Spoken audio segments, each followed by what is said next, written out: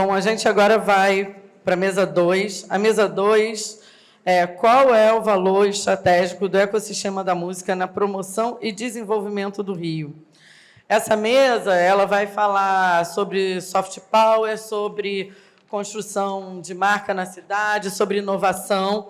E a gente vai ter a mediação da Júlia Zardo. Júlia, por favor. A Júlia é doutora em Políticas Públicas, Estratégia e Desenvolvimento pelo Instituto de Economia da UFRJ, é mestre em Comunicação e Cultura pela Escola de Comunicação Social da UFRJ, jornalista pelo Departamento de Comunicação Social da PUC-Rio, para agora aqui, ó, gerente de Ambiente de Inovação da Firjan, e tem que falar que ela é professora também, gente. Vamos lá. Obrigada, Lu. Eu já estou seguindo rede, já estava das rodas de samba. Gente, a gente vai montar rapidinho essa mesa, eu espero que dê certo lá o pessoal respondendo pergunta na Praça Amarela. E a ideia é que é um diálogo, então a gente quer fazer rápido, assim, conversar rápido e abrir espaço para pergunta. Vamos tentar essa dinâmica aqui nessa próxima mesa, que tem 3 convidadas maravilhosas, que já estão aqui. A primeira é a Pamela Carvalho. A Pamela é educadora, historiadora, gestora cultural e pesquisadora, ativista, é coordenadora na Redes da Maré, fundou Quilombo. Obrigada, Pamela. E vai conversar aqui com a gente. A segunda convidada é a Babi Bono. Ela cria soluções de impacto para marcas, creators e organizações. Gente, eu estou resumindo muito, né, aqui os currículos, porque elas já fizeram um monte de coisas e estão fazendo e vão contar aqui para a gente ao vivo, que é bem mais legal. E a gente tem o Odilon Borges também nessa mesa. E o Odilon é diferente porque ele é advogado, gente. Vamos bater palma, porque mesmo sendo advogado,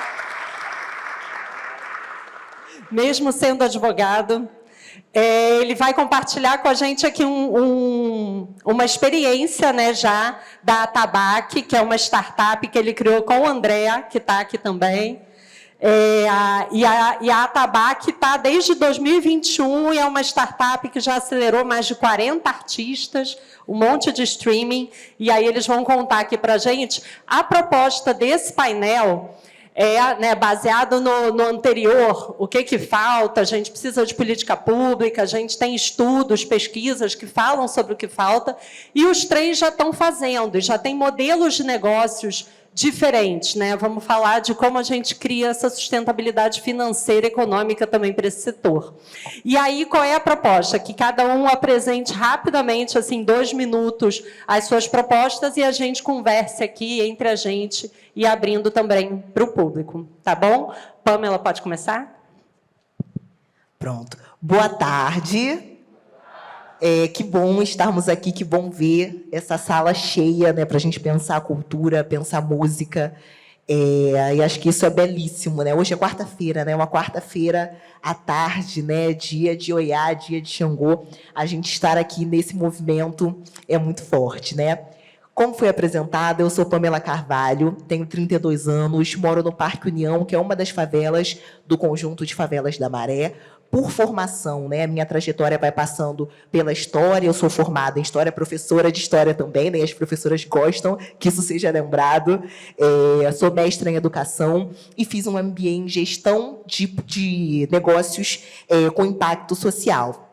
Mas hoje eu acho que eu vou falar um pouco a partir de um lugar, que é um lugar que também me forma muito, que é o lugar de alguém que vem de uma organização de base comunitária, uma organização de terceiro setor da Maré, que é a Redes da Maré, né? Que é uma organização que surge com o objetivo de garantir os direitos mais básicos para as populações da Maré, mas também servir de espelho para outros espaços. E quando a gente fala de direitos básicos, geralmente a gente pensa em saúde, educação, direito à moradia, né, o direito inegociável à vida, mas a gente tem pensado a cultura, e aí a gente vai abrir esse espaço mais diretamente para pensar a música, como também um direito básico e inegociável. E, a partir disso, a gente tem pensado as favelas e o conjunto de favelas da Maré como um celeiro, né?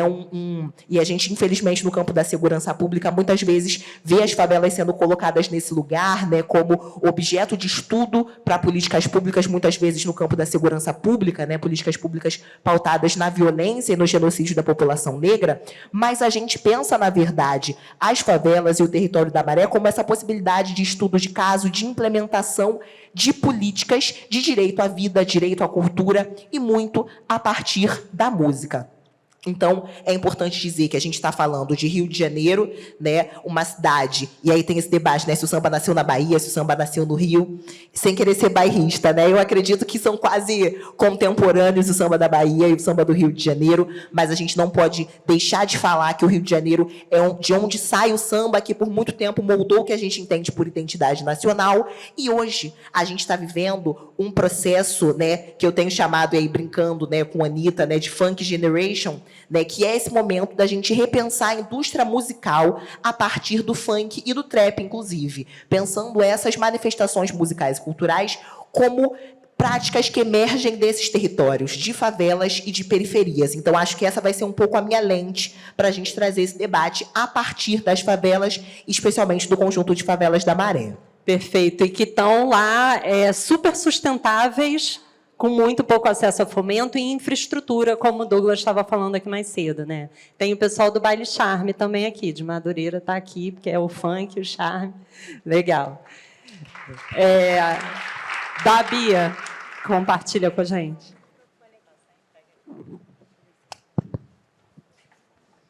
Oi, gente, boa tarde. Acho que, como a Pamela falou, obrigada por dedicarem um tempinho. Acho que a coisa mais valiosa que a gente tem hoje é o nosso tempo, nessa era da escassez de atenção, né? Estamos aí com atenção em 27 segundos, então quem está aqui presente, palestras longas. Eu sou Babi Bono, sou comunicadora, jornalista de formação, publicitária, trabalho com marketing digital há 20 anos e fui construindo narrativas para marcas, projetos, trabalhei no Rock in Rio. Minha vida foi sempre como que a gente pode fazer com que a gente crie campanhas e narrativas de comunicação que cheguem nas pessoas. De 5 anos para cá, eu estava morando em São Paulo, mudei minha vida toda e comecei a fazer o que eu sempre fiz a vida toda para as marcas, com foco do impacto, inovação e entretenimento, porque eu acredito que esse é o caminho para a gente construir essas narrativas de potência. Como a Pamela falou, eu sou cria do Morro do São João, na zona norte do Rio de Janeiro, não sei quem conhece ali no Engenho Novo. E não tem como os territórios também não recortarem quem a gente é, o que a gente faz, aquilo que a gente acredita. E hoje uma pauta que eu tenho trabalhado muito dentro da comunicação, com as instituições, com organizações, com festivais. Eu já fui head digital do Rock in Rio, montei todo o modelo de operação deles. Sou produtora e criadora de alguns blocos aqui do Rio de Janeiro, então o carnaval faz muito parte da minha vida, de quem eu sou, desde muito novinha. Enfim, Orquestra Voadora, Boitolo, Bloco Fogo e Paixão. Então, acho que tem um lugar político aí também que a gente recorta muita coisa a partir do carnaval, inclusive esse relacionamento, né? Assim, para onde está indo o dinheiro, como é que a gente pode ocupar espaços como a Praça Mauá e ver um Escravos da Mauá sem sair, que lógica de cidade, de carnaval é essa que a gente está criando, o que está acontecendo. Então, acho que está tudo muito ligado. Então, uma das grandes pautas que eu trabalho hoje, quando a gente está falando muito de não só de música, mas o meu lugar nessa conversa é muito sobre essa descentralização do investimento, sabe? Tem sido uma coisa que eu tenho conversado muito, porque se a gente faz sempre por parte do governo, né, os editais voltados para as mesmas comunidades ou territórios ou temáticas, ou com os mesmos contornos, a gente só chega nas mesmas pessoas. Se as marcas só colocam dinheiro sempre nos grandes eventos ou sempre pelos mesmos caminhos, a gente não cria narrativa nova. Então, por exemplo, há anos que eu cubro como jornalista o SXSW. E nos 2 últimos anos eu fui fomentada aí pelo governo de São Paulo. E faço sempre uma provocação. A gente está indo procurar lá no Norte Global as respostas que a gente já tem dentro da nossa casa. E a gente tem dentro da nossa casa, só que a gente precisa exatamente descentralizar também o olhar sobre quando a gente está falando de inovação, de criatividade. Então, hoje, meu trabalho é muito esse, né? Sobre como eu, inclusive, ajudo a construir um repertório cultural para essas marcas. E a gente está falando de cultura na veia. Assim, tem uma marca grande de beleza que me procurou e falou: sei lá, eu estou patrocinando esse evento aqui. Eu falei assim, pô, você patrocinaria 20 bailes charmes e você chegaria na galera que você realmente precisa chegar e conversar com quem você realmente precisa conversar. Então, é nessas alianças e nessas costuras e de como a gente também junto pode pensar em como furar essas bolhas e costurar uma teia maior, assim, que eu tenho atuado. É isso. Legal. Muito bem. Babi, e o que a Babi está falando aqui tem tudo a ver com uma pauta que a gente traz muito para as discussões, que é o soft power, né? Que é esse conceito de um território que consegue influenciar outros pelos seus valores, pela sua cultura, pelo seu modo, pelo seu lifestyle. A gente teve um diálogos aqui até em parceria com o grupo de mídia, Fátima Ribeiro está aqui, e a gente falou muito disso, né? Como é que hoje o CRIA criou uma marca, criou um território que pode ser reverberado, né? E isso está falando, poxa, não precisa trazer de lá de fora, a gente tem o soft power que a gente tem que reconhecer e também, por que não, produtizar e monetizar, né? Acho que é disso que a gente tem que falar também. Odilon, por favor. Pessoal, obrigado, boa tarde, obrigado pelo convite, Júlia, Casa Firjão, um prazer imenso. Eu venho com um background um pouco diferente, né? Homem branco, hétero, cis, com todos os privilégios aí. Não venho do Rio, venho do interior do Espírito Santo, mas adotei o Rio de Janeiro como minha casa já há mais de 20 anos. E a minha formação também é jurídico clássico, fiz mestrado nos Estados Unidos, tenho curso de propriedade intelectual em Londres, e eu sempre fui apaixonado em cultura e entretenimento. Então, finalmente, um sócio louco me ligou um dia, saindo de uma reunião de uma diretoria de 2 aeroportos. Vamos abrir empresa de música? E 4 anos depois, aqui estamos nós com a Tabac. Bom, eu gosto muito do que vocês estão trazendo e da dificuldade da marca olhar novos caminhos tão óbvios, né, que vão procurar lá fora. A gente, na Tabac, o que a gente tem feito? Uma coisa que eu me pergunto muito, a gente aponta muito o governo, aponta o que os outros estão fazendo, mas o que nós, como sociedade civil, estamos fazendo para empoderar nossos artistas, empoderar nossos movimentos? Então, a ideia da Tabac é justamente só uma breve introdução. Quando a gente fala em música independente, a gente está falando da maioria do mercado hoje. Só no Brasil, no último ano, todo o dinheiro que o Spotify recolheu, 70% foi para o artista independente. Então, hoje a Ludmilla é independente, Jota Quest é independente, Bad Bunny é independente. E o que é o independente? É quem não está dentro das 4 maiores das majors gravadoras do Brasil. Então, o que a Tabac faz?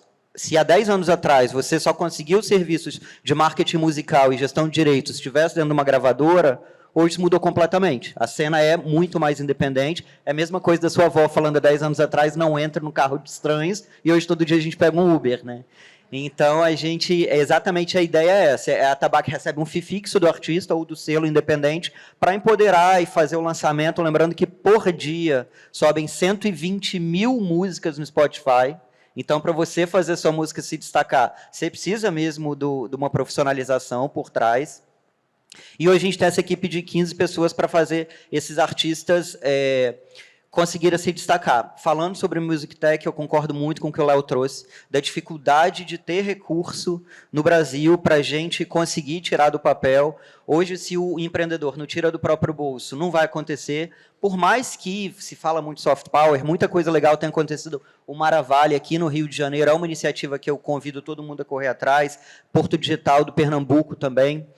E a ideia é exatamente isso. Tudo que a gente hoje já faz manualmente, claro, fora a parte da criatividade, que ainda, graças a Deus, substitui o cérebro humano, a gente está levando para uma plataforma que a gente deve lançar no final do mês na Web Summit, que é o Rump, que também é um dos tipos de Tabac, eu não sei se vocês conhecem. E estou muito feliz aí com o diálogo, vamos conversar. Legal. Muito bem. Obrigada, Odilon.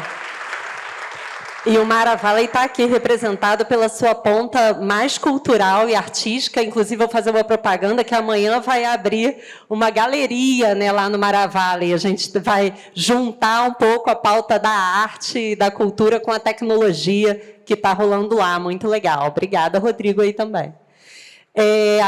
Gente, olha só, eu vou fazer uma rodada rápida, porque eu acho que é muito legal essa experiência privada, empreendedora de vocês. Então, eu queria fazer uma rodada rápida e que vocês me dissessem um caso de sucesso E um caso de fracasso. Fracasso é forte, não deu certo ainda, porque a gente sempre fala dos sucessos, mas é muito legal porque a gente se identifica muito também com o que não deu certo, né?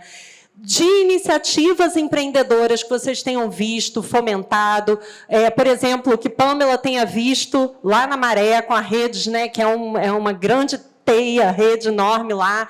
Babi tenha visto na música, com essa marca eu consegui emplacar um negócio, mas tentei emplacar isso, não consegui, e a Tabac a mesma coisa. Então, vocês lembram de um caso de sucesso e um nem tanto? Eu começo? Ou alguém quer? Desculpa. E a gente é amiga, tá, gente? Então, se virar um cafezinho aqui entre amigas, não reparem. Mas na próxima, outra pessoa começa, tá? Que vocês me deixaram no fogo. Mas vou tentar trazer um caso que eu avalio como um caso de muito sucesso e um caso que eu não acho que é um caso de fracasso, mas é um caso para a gente pensar. O caso de sucesso, né, que eu vou trazer é a Mostra Maré de Música, a criadora da Mostra Maré de Música. Tá ali, que ela fica tímida. Geisa Lino, por favor, Geisa, levanta, amiga. Levanta. Geisa é cria da Maré. E cria da Redes também, né? E criou uma série de projetos dentro da Redes, e um deles é a Mostra Maré de Música, né? Que vem de um lastro histórico da Geisa e da Redes de realizar uma série de ações culturais no campo da música no território da Maré. E um marco, eu acho, disso foi, inclusive, um show da CEL, né? Que foi na porta do Centro de Artes da Maré, que é um dos equipamentos da Rede da Maré. Muito também numa perspectiva de um debate de dentro e fora, de aproximar a população de forma geral das instituições, dos espaços culturais, porque por mais que a gente seja uma instituição que vem desse chão, do território da Maré, muitas pessoas ainda ficam receosas. Mas eu posso entrar na ONG? Eu posso entrar nesse espaço? É para mim? Então a música muitas vezes é esse vetor de contato, é essa porta de entrada. Então, historicamente, né, já havia uma série de programações musicais, culturais, realizadas pela Rede da Maré, a maioria delas encabeçada pela Geisa, e aí a gente começa a olhar justamente de forma estratégica, pensando também um momento político de aporte financeiro, e aí por parte da Secretaria, seja estadual, seja municipal de cultura, mas também da iniciativa privada, e isso é importante, né, a gente pensar de onde vem esse recurso e o que a gente pode fazer para mobilizar esse recurso. E aí depois eu vou trazer um outro ponto, né, que a gente precisa de algum recurso para começar, mas muitas vezes depois a gente consegue começar a gerar recurso, né? E é muito essa ideia também da Rede da Maré e da Mostra Maré de Música e dos outros braços que essa iniciativa vai abrindo, né? Então, a gente começa a olhar dessa forma estratégica, tecer uma rede de parceiros e captar recursos para essa iniciativa. E aí, a Mostra Maré de Música, ela tem um ponto que é muito importante, que é uma forma da gente ver a produção musical na Maré e na cidade, que é a partir do contato entre artistas do território e artistas que são, de alguma forma, consagrados no cenário da música nacional. E isso tem sido importantíssimo, né? E a gente dialoga mesmo, assim, com, sei lá, Lued Luna, e fala, Lued, cara, a gente quer muito que você cante com uma menina de 18 anos que está começando a carreira aqui na Maré. E isso vai abrindo, e a gente sabe que no campo da música, né, e no campo da arte, isso é horrível, né? Aquela coisa de a panela só é boa para quem está dentro, como de alguma forma a gente faz um pouquinho parte da panela, a gente tem que criticar essa panela também. A gente sabe que muitas vezes alguns espaços só são alcançados a partir de determinadas redes de contato. E existe também uma lógica de poder, de reter essa rede de contatos. E artistas, músicos, musicistas, favelados, pretos, trans, LGBTQIAPN+, têm muito mais dificuldade em acessar essa rede de contatos e, consequentemente, acessar os recursos, acessar os fomentos, acessar os palcos dos grandes festivais. E aí a mostra tenta quebrar um pouco essa lógica de poder e de reter essas redes de contato, justamente quebrando, ampliando esses contatos e fazendo da Maré um palco para esses encontros. Só que, a partir disso, a gente vai também observando algumas questões que são importantes no cenário musical da Maré. Quando vem a pandemia, a gente começa a receber uma série de solicitações de músicos, musicistas da Maré, pedindo, por exemplo, cestas básicas, porque a Rede da Maré fez uma campanha chamada Maré Diz Não ao Coronavírus, coronavírus, que tinha como uma das frentes de trabalho a segurança alimentar, através da entrega de quentinhas, né, de alimentação pronta, mas também de cestas básicas. E a gente começa a receber muito essa demanda. E aí Geisa pensa, né, a gente vai pensando isso, tá, a gente pode garantir de uma forma mais imediata a segurança alimentar, através, por exemplo, dessa entrega de cestas básicas, mas a gente que vive da arte, a gente sabe que a gente precisa alimentar o corpo físico, mas que a arte nos alimenta, inclusive, de uma forma subjetiva e identitária, né? Então, para além dessa questão mais imediata, dessa alimentação do corpo físico, de você se manter vivo, a gente vai pensando também outras formas de manter essa cadeia produtiva musical da Maré ativa, inclusive em momentos de crise. E aí vem também uma chamada pública, e aí, isso que eu falei lá no início, da gente começar a captar o recurso, mas depois fazer esse recurso circular entre as mãos dos empreendedores culturais e musicais da Maré. Então, a gente cria, por exemplo, uma chamada pública chamada Novas Formas de Fazer Arte, Cultura e Comunicação nas Favelas, justamente para fornecer essa bolsa para que simplesmente aquele artista desenvolva a sua linguagem artística. Então, é para o cara fazer uma música, ou para ele reproduzir uma música que ele já tem. Era basicamente uma desculpa para a gente conseguir e aí garantir um mínimo de subsistência, inclusive nesse campo mais subjetivo, a partir desse fazer musical, né? Então, muito rapidinho, porque senão eu vou falar muito. Eu acho que esse é um caso de sucesso que começa a partir de uma experiência do próprio território e que já tem uma prática muito forte de shows, de eventos musicais, e que vai observando também as tendências do mercado e as tendências do território e tentando fazer essa ligação da música com o mercado, da música com as demandas mais básicas e mais objetivas dos seus moradores e dar conta um pouco disso. E vou falar bem rapidinho de um caso que eu não acho que seja um caso de fracasso, mas que eu acho que é um caso para a gente pensar, que é o Baile da Gaiola, né? Eu não sei se todo mundo já ouviu falar, né, que o Baile da Gaiola era um baile funk que acontecia na região da Penha, né, que teve como criador o DJ Renan da Penha, e que é curioso a gente pensar, né? Eu tenho 32 anos e frequentei muitos bailes funk, né? E aí eu ouvia também meus tios e meus pais falando das outras gerações de baile funk. A gente tem no Rio de Janeiro algumas eras, né, de bailes, né? E aí tanto os bailes charme, e aí os bailes de corredor, os bailes de briga, né? Os bailes de clube, né? E aí a gente tem hoje em dia, né, os bailes geralmente em favelas, e nem sempre isso existiu, né? As pessoas hoje em dia associam, inclusive criminalizam, né? Mas a gente tem um histórico de baile funk, de forma geral, inclusive, moldando práticas musicais no Rio de Janeiro. E o Baile da Gaiola foi fundado por um DJ, né, o DJ Renan da Penha, que é um homem negro da região da Penha, e por muito tempo o Baile da Gaiola foi um dos maiores bailes. A gente tem essa época, né? Teve uma época que o Baile da Nova Holanda era o maior baile do Rio de Janeiro, a gente teve esse período do Baile da Gaiola, agora um baile que muitas pessoas estão falando é o Baile do Santo Amaro, né? Mas a gente teve um tempo, né, marcado, inclusive foi o período de ascensão, por exemplo, do Kevin O'Cris, né, nesse período do Baile da Gaiola, e que era um espaço de movimentação cultural, financeira, econômica enorme na Penha e arredores. Essa movimentação chegava, inclusive, até a Avenida Brasil, até a Maré. A gente sentia esse clima do Baile da Gaiola.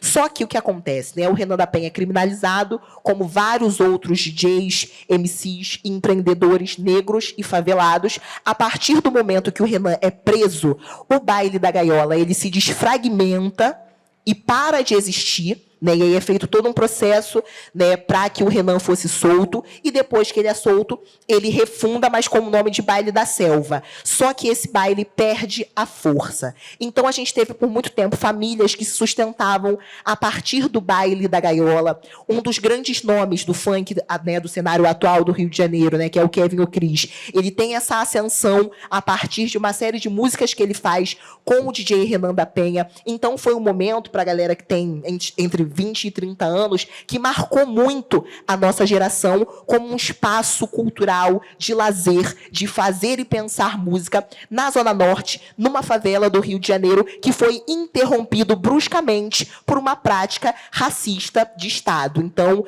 eu acho que é mais um olhar de fora para dentro de como muitas vezes o Estado olha para essas práticas musicais oriundas de favelas e de populações negras, e eu acho que se a gente pode olhar como um caso de fracasso, não é um fracasso fracasso do Renan ou do Baile da Gaiola. É muito mais um fracasso do Estado brasileiro, que ainda vê a musicalidade negra e favelada como alvo dessa política genocida e racista.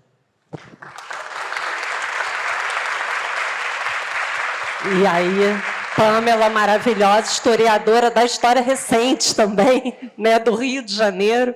E como é que a gente pensa em estratégias, né, para daqui para frente, não incorrer nos mesmos erros, né, e até aproximar, quem sabe, no momento de gênese dessas atividades, né, no território.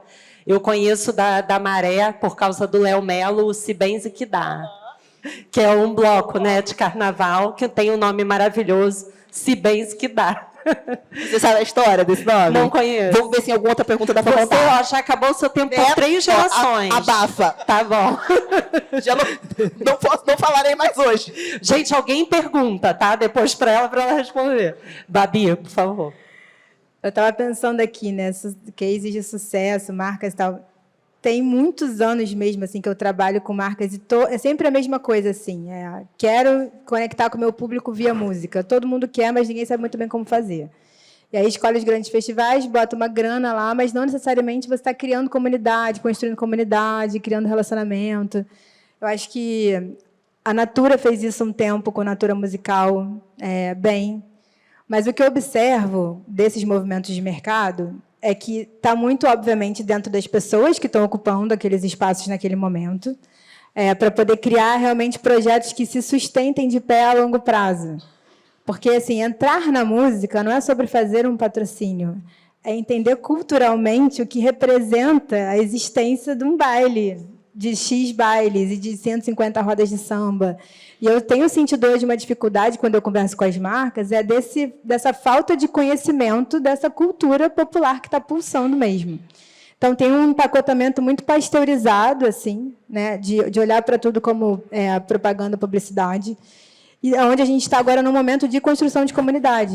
Eu frequento bailes, rodas de samba, uma série de movimentos culturais, não só no Rio, mas ano passado, inclusive, nos últimos 3 anos, eu mudei todo o calendário até de eventos que eu cubro pessoalmente, ou para minha empresa, para mergulho em Brasil mesmo. E aí eu falo assim, tem até uma pesquisa que depois eu posso passar para vocês, que fala sobre, tem um lugar onde não interessa qual é a periferia, por mais distintas que elas sejam, né?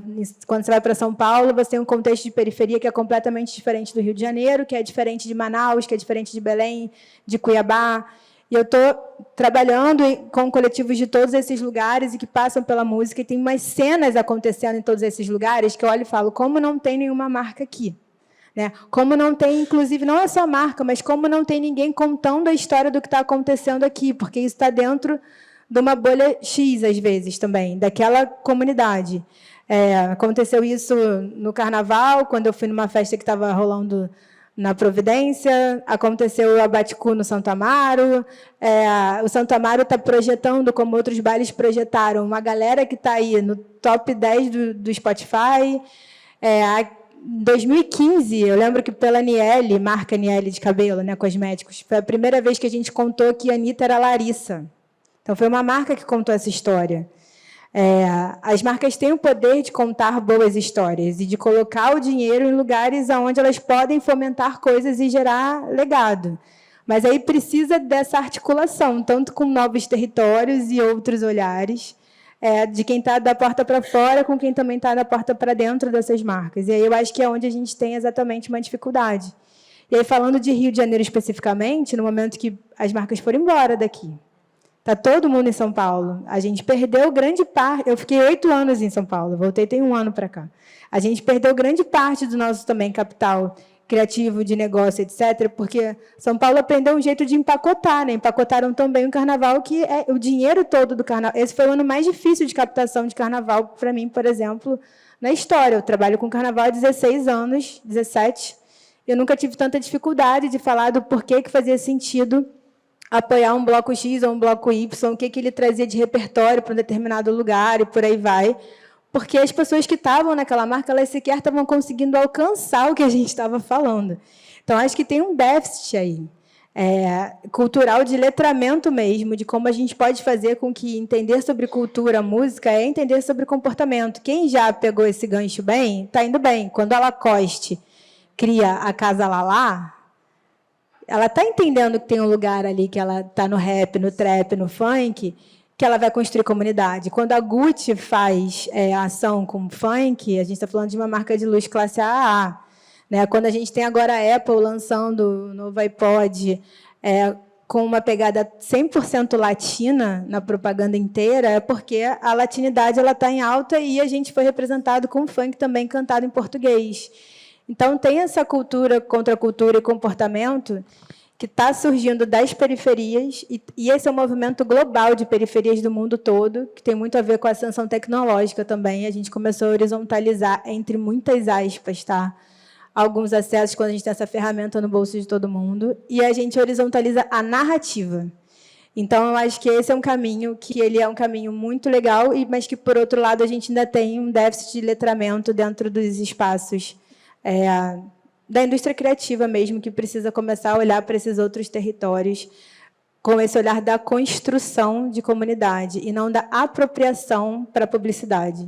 Então, acho que isso que diferencia o que acaba dando certo do que vai dando errado, entendeu? Tem muita oportunidade.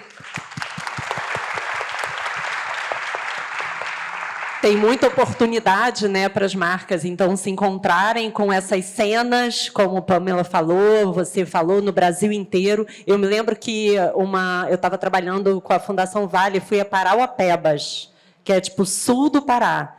E lá tinha um coworking, tinha gente fora do eixo, tinha gente que trabalhava com essa cena musical e cultural super forte lá no sul, e super empreendedoramente, né? Sem fomento, sem nada disso. A Kenner começou a fazer isso, né? Só que, ao mesmo tempo, também, quando começa a fazer, eu acho que também tem que ter uma conversa, uma discussão do dinheiro que entra. Por que eu pago X para o influenciador tal e, quando eu estou trabalhando com periferia, eu quero pagar menos 2X?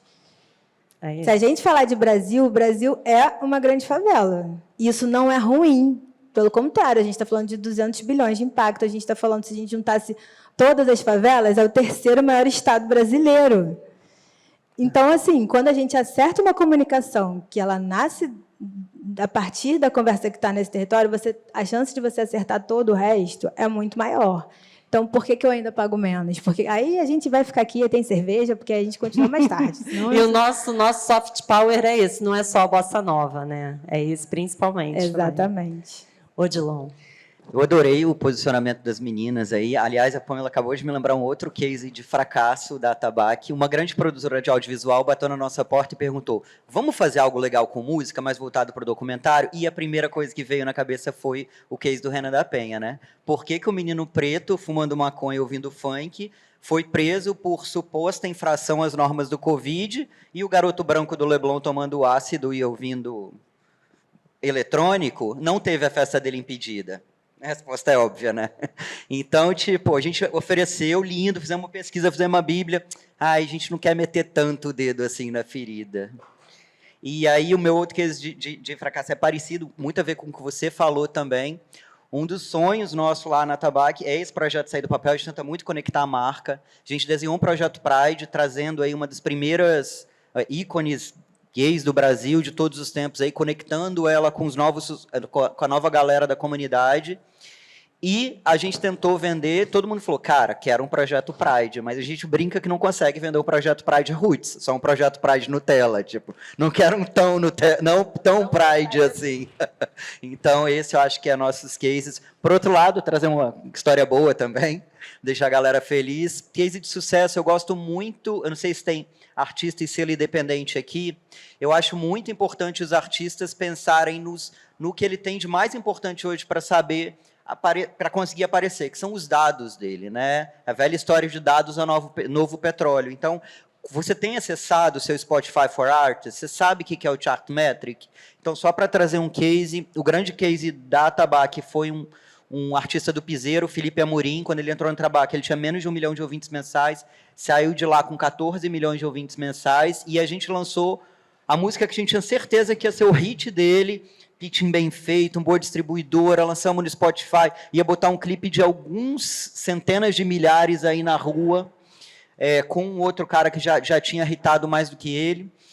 Lançamos, botamos a música, botamos dinheiro de mídia e tráfego, e, ao mesmo tempo, o Felipe lança muito hit. A gente lançou 6 músicas no Sua Música, que é uma plataforma menor do Nordeste, e ele lançou lá para ver qual era, sem investimento algum. E a gente viu que era um EP, né? São 6 músicas. A 6ª música desse EP estava voando nos dados. Por quê? Porque a Atabaque, antes de ser uma empresa de música, a gente se vende muito como empresa de tecnologia, porque a gente acompanha todos esses dados do artista. E a gente viu que aquela música lá, sem investimento, estava performando absolutamente melhor no orgânico, né? Que é quando a gente fala que é sem investimento, do que a música que a gente estava botando quase R$1 milhão só de clipe. Então, o que a gente fez? A gente, cara, muda agora esse investimento, tira o dinheiro que está nessa, bota nessa, e não deu outra. Foi o primeiro top 1 do Felipe Amorim no Spotify. Então, só queria trazer aí a importância da gente acompanhar os nossos dados no dia a dia.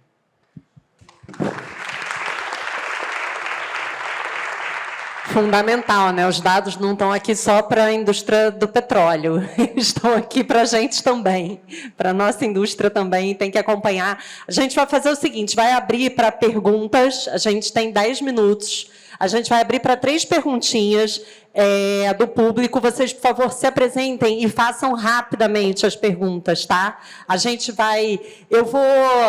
Gente, assim, essa é uma hora muito frustrante, eu sei, para vocês e para mim, porque a gente já tem aqui 2 perguntas, a gente tem ali mais uma pergunta, que ele já estava com o braço levantado, e a gente, se fizer super rápido e objetivo, consegue fazer mais, tá? Pode começar.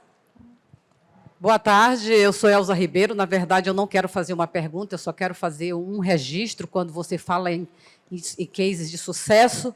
Eu sou empresária da cantora Rita Benedito, que criou o projeto Tecnomacumba, que está há 22 anos em cartaz. Então, eu acho que isso é uma referência na música popular brasileira, um exemplo que vem sendo... Eu digo que Tecnomacumba não é um manifesto de brasilidade, já virou um bloco, virou uma exposição e já vai seguir com uma outra história, seguindo o mesmo trajeto que ela vem trazendo. E, a partir de Tecnomacumba, surgiram vários grupos, nessa mesma linguagem, falando da cultura dos povos de matriz africana. Então, eu só queria deixar esse registro. Legal. Obrigada. Super caso de sucesso. Posso só, muito rapidinho, que eu acho que Rita Benedito nos ajuda a fazer, né? Maravilhosa, fazer uma leitura, inclusive, de uma tendência também, né, da música, também, que é justamente se pensar multiplataformas. Exatamente. E uma coisa que Rita traz, né, a trajetória, a carreira da Rita, é um caso de sucesso, é um caso exemplar, que é uma mulher que vem, né, da região Nordeste, vem do Maranhão, e aí a gente tem muitas vezes um olhar que coloca as culturas populares de origem afro-brasileira, de origem dos povos originários, como algo parado no tempo. E a Rita, ela supera isso, né, esse olhar estigmatizante e racista, e ela se conecta com a tecnologia a partir desses saberes ancestrais. Então, espero que todo mundo conheça. Quem não conhece tem que conhecer e seguir, inclusive, essa tendência de estar em várias plataformas artísticas e alcançar públicos diferentes. Cara, total, essa cabeça de pensamento de projeto, multi. É o que eu falo para vários amigos músicos e tal. Vai ficar reclamando do algoritmo, do não sei o quê. Tem um novo modelo, tem um outro jeito de fazer. Como você pega essa arte e empacota ela de outras formas e deixa ela contemporânea aos tempos que ela também está. Então, é sobre produzir conteúdo, é sobre produzir experiência, é sobre conectar com comunidade, construção de comunidade. Dá muito mais trabalho? Dá.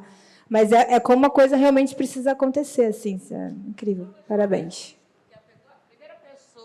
A primeira pessoa que acreditou no Tecnomacumba foi Pedro Seiler. Eu queria agradecer. Foi ele que distribuiu o álbum depois que estava pronto. Obrigada, Pedro. É isso. Porque precisa ser importante culturalmente, precisa ser importante economicamente, e, como ela falou, ainda abriu espaço para várias pessoas que vieram atrás, e ela está sempre aqui no Diálogos. Obrigada.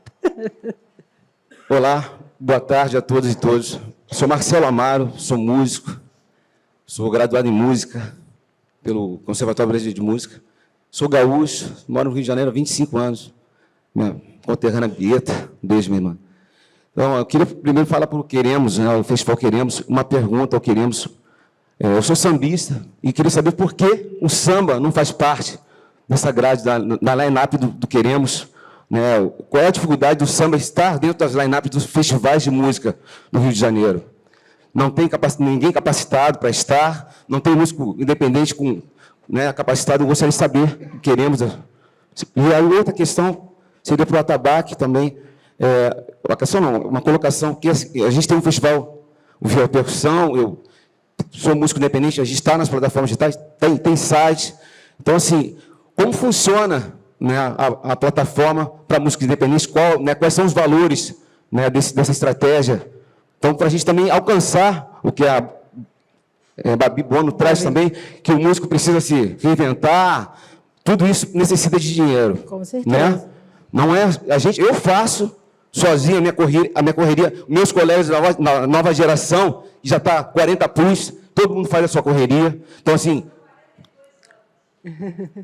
Obrigada. Marcelo, pera, Entendeu? gente, deixa eu ir para outra pergunta. Então, obrigada, gostaria Marcelo. de saber, nós queremos, como é que o samba, o que ele precisa para estar inserido nesse processo, ou ele tem que fazer o seu próprio festival e segue a vida, né, paralelo. Tá bom, né? tá feita a pergunta. Obrigada, Obrigado. querido. Obrigada.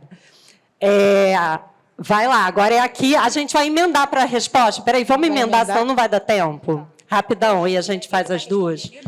Eu não sei. Eu vou trocar telepaticamente com ele, vou ver se ele vai responder. Vamos sim. Deixa eu passar, peraí, para outra, a gente faz essas duas, todo mundo responde e a gente encerra. Porque a terceira mesa nossa é maravilhosa, mas a terceira também é legal. Vai lá. Boa tarde a todos. Sou o DJ Michel, do Baile Charme do Viaduto de Madureira. Queria agradecer a Júlia ali pelo carinho. E eu queria já começando fazendo uma provocação. Quem aqui conhece o Baile Charme do Viaduto de Madureira, levanta a mão. Eu acho que é muita gente. Então, tivemos todo esse público falando que conhece. New York Times, agora em janeiro, teve uma grande repercussão. TV Globo, desde 2011 por 2012, com a Avenida Brasil, onde foi um dos núcleos inspirados no Baile Charme. Temos diversos cases de sucesso já há muito tempo. E aí a provocação que a Babi fez sobre as marcas às vezes ficam muito focadas no local tal, com produtos tal, com festivais tais. E poderiam ser 20 baile charmes, 20 baile funks, enfim. De onde nasce a cultura ali do subúrbio e a gente tem muitas referências. É um celeiro de cultura pulsante, a gente tem transistas, tem pessoa que trabalha com moda, tem DJs, tem artistas. A gente teve há pouco tempo agora o show dos Garotinhos, que eram garotos que frequentavam os bailes charme, e aí em 15 horas, vendemos 3.000 ingressos. Então, assim, são muitos cases de sucesso e essa provocação ela serve para mim também, enquanto gestor do espaço. Por que essas marcas não recebem a gente? Eu fiz um evento agora, dia 16 de março, no Parque Madureira. 20.000 pessoas.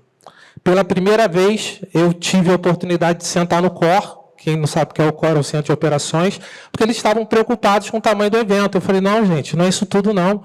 Vocês estão me deixando assustado. E aí, a Colurb fazendo várias perguntas, a Guarda Municipal, a Conservação, e eu falei, gente, é a primeira vez que eu estou sentado num lugar como esse, que é comum para muitos que fazem. Então, assim, a gente sabe do potencial que tem, mas existe um buraco, um abismo entre quem faz a cultura, que não sou só eu, tem muitas pessoas, e no Parque Madureira agora, no último dia 16, 20.000 pessoas que consomem telefonia, que consomem produtos de beleza, que consomem bebida, que consomem tudo. E por que a gente não é ouvido? Então, é mais uma provocação para poder, de repente, estreitar ou eliminar esse abismo que existe entre os baile charme e as marcas. Legal, muito obrigada. Gente, nosso público aqui, se isso não é público qualificado, né? O que é? Vai lá, por favor, queremos. Eu queria... Alô?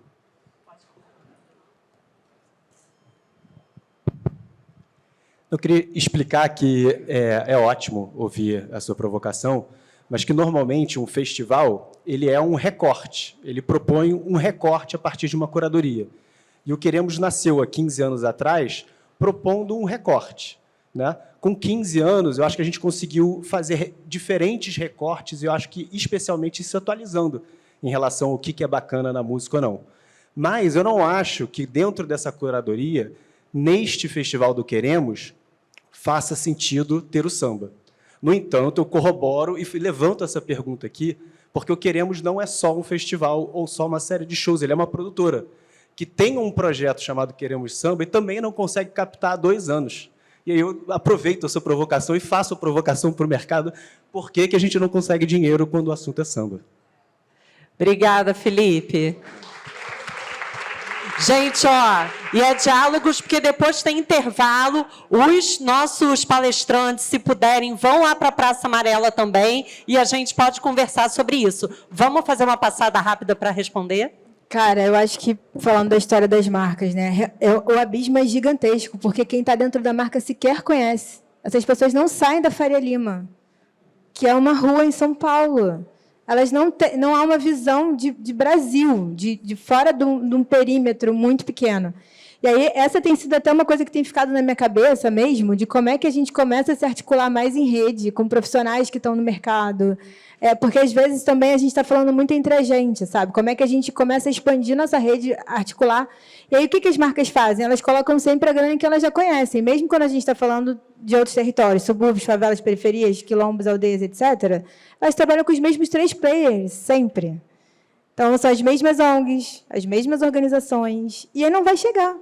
Porque ela diz assim, já estou fazendo aqui, esse cara aqui trabalha com 3.500 favelas, ou me diz que trabalha com 3.500 favelas, mas a gente nunca vai saber. E essa articulação não acontece. Então, quando eu fiz o Conecta Cria, que foi uma provocação para o mercado voltando do SXSW, foi exatamente porque eu falei assim, cara, a gente tem mais de 20, 30, 40 inovadores que eu poderia apresentar aqui, pessoas que estão fazendo essas coisas que vocês sequer conhecem, porque vocês estão olhando sempre para o mesmo lugar. Tem a galera de Santo Amaro, que tem um escritório lá um coletivo, né? 2050, a Mari até chegou aqui e trabalha com eles. Pô, a primeira galeria de NFT e criptoarte de uma favela do Brasil é nossa, está aqui, está na nossa cidade. A história do Baile Charme, eu era estagiária, tinha 19 anos, a primeira vez que o baile foi para o Circo Voador, eu trabalhei nesse projeto. E até hoje eu fico assim, como não tem uma marca mais próxima da construção desse projeto? Como a Coca-Cola está em Parintins desde o primeiro ano de Parintins, acompanhando a evolução de tudo que aconteceu em Parintins há 50 anos. Por que a gente não tem a mesma coisa? Eu não tenho essa resposta, e isso é hoje uma grande interrogação na minha cabeça, mas, ao mesmo tempo, eu acho que também é um reflexo, um resultado de como a gente deu muitos passos para trás, principalmente nos últimos 5, 10 anos, quando a gente está falando de inclusão, de diversidade, de territórios, de narrativas, de uma série de coisas. Assim. Então, é uma conversa muito complexa, acho que daria um painel só para a gente falar sobre isso, mas eu acho que precisa também da gente trabalhar mais em coletivo, em outras frentes, e se articular em rede mais forte, porque eu também acho que, às vezes, a gente fica num corre, e é porque é o que dá, do cada um por si, e aí só entra quem já está com a porta aberta. Eu estou há 20 anos e eu não consigo nem sentar em algumas mesas ainda, e eu estou ali tentando, e mesmo assim é difícil. Então, ou a gente faz com que isso vire mesmo comportamento, cultura, negócio, e a gente consiga também falar, o Rio de Janeiro precisa conseguir falar de dinheiro, como São Paulo consegue falar. E aí a gente só vai conseguir falar de dinheiro, investimento, negócio, é número, é resultado, é o que isso vai trazer de volta, o que estar junto de outros territórios dessa construção comportamental vai trazer de volta se a gente também falar a língua que o mercado entende. É isso, Babi. E Desculpa, importante também ouvir que o COR já sentou junto, né? Então, beleza. Mesmo que faça perguntas que a gente não sabe responder, está entendendo que é importante, que gera desenvolvimento no entorno. Então, como é que a gente vai trabalhar isso? A Tabac, como é que faz a mágica? Exatamente. Vou rapidinho aqui. Acabou o nosso tempo, tá? Daqui a pouco vamos cortar o microfone. E acho que é justamente o que a gente está falando, né? O valor estratégico do ecossistema. Música, como qualquer outro projeto, é investimento. Para você ter uma ideia, um Unilever da vida, quando vai lançar um sabão em pó, um sabonete novo, 25% é no desenvolvimento do produto, mas 75% é no marketing. Então, como todo projeto nosso, a música requer o investimento. E a gente sabe, não dá para entrar aqui nessa discussão, mas como as plataformas de streaming de áudio pagam mal, para você receber cerca de 7 R$7 ali do Spotify, sua música tem que tocar 1000 vezes e é uma conta que não se fecha. Então, a ideia na Atabaque, a gente recebe um FII fixo para trabalhar para um artista, e aí vê todo o 360 dele. E na plataforma vai ser, a gente está desenhando esse modelo de negócio, que deve ser lançado no final do mês, mas vai ser um software as a service, em que a gente vai receber parte do percentual, um percentual pequeno do que você consegue recolher, do que você tem de royalties perdidos por aí, e dependendo do tanto de serviço que você quer, cresce isso, ou vai ter um FII fixo também. Legal, muito bem. Modelo de negócio, já podem buscar Atabaque. Pamela. Não, eu acho que eu estou, como falei muito da primeira rodada, acho que também estou contemplada pelas falas e acho que tem muita coisa para trocar e que bom estar com vocês dois, que são parceiros de vida, de aprendizado. Acho que a gente tem muito para trocar e eu acho que é uma coisa que a gente tem tentado fazer, né? Que é tentar compartilhar um pouco do caminho das pedras, né? Mas eu acho que tem um movimento, e aí nisso que Babi trouxe, por exemplo, pensando Parintins, que é o que a gente chama de guetizar algumas manifestações, né? E algumas que são consideradas não tão palatáveis, né, para o senso comum, né? E acho que a gente tem tentado, né, quebrar né, o que Odilon trouxe, né, do Pride, mas não tão Pride. E Baile Charme, ele é muito raiz, ele é muito madureira, né? E aí eu acho que isso muitas vezes assusta o mercado. Então não pode ser um Baile Charme, mas menos charme um pouquinho, né? E acho que com samba, a mesma coisa, que é um absurdo, né? Porque, por muito tempo, o que fez o Brasil se promover a nível de cultura global foi o samba, né? E até hoje, em certa partida, em certa forma, ainda é. Então, não vai dar tempo de aprofundar muito nisso, mas eu acho que a gente tem muito para trocar e acho que também a fala de Odilon, de Babi super me contemplam, para a gente não estourar muito tempo. Obrigada. Gente, muito obrigada pela mesa. Obrigada, eu quero pessoal. saber... Eu quero saber se os três conseguem ir lá na Praça Amarela conversar um pouquinho. E eu queria falar, antes de me levantar e passar a palavra para a Lu, de volta, a gente vai ter um momento comunidade aqui agora. E eu queria dizer que, para a gente aqui, como Firjan, é muito legal também estar recebendo essas discussões aqui dentro. A gente não está sozinha aqui, a gente tem a área de cultura, que está aqui, Bruno representando. A gente tem ali Joana, que é a nossa assessora do nosso Conselho de Indústria Criativa. A gente tem aqui o audiovisual, que é um setor super importante da casa, que é um setor com sindicato, nosso Léo Ed, maravilhoso, que sempre estava nos diálogos, agora não é mais nosso vice-presidente, porque é presidente da Rio Filme. Então, assim, é muito legal a gente poder trabalhar para um setor, e eu acho que a música mostra que é importante para o desenvolvimento, né? Então, gente, muito obrigada. Lu, por favor, pode voltar.